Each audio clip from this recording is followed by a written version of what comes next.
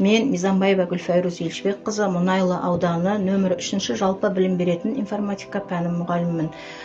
7 сәуірден бастап информатика пәні бойынша жобалық іс-әрекет тақырыбында курстан өтіп жатырмыз. Курсқа келген күннен бастап Болатбек Толқынбекұлы бізді жылы лебізбен қарсы алып, жайлы ортада өзінің білгенімен бөлісуде.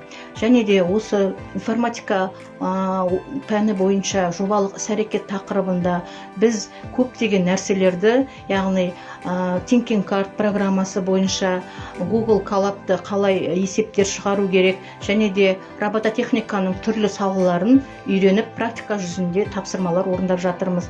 Және де алдағы уақытта осы алған барлық ақпараттарымызды білім саласына қосқан үлесіміз есебінде өз шәкірттерімізге үйретуге дайынбыз.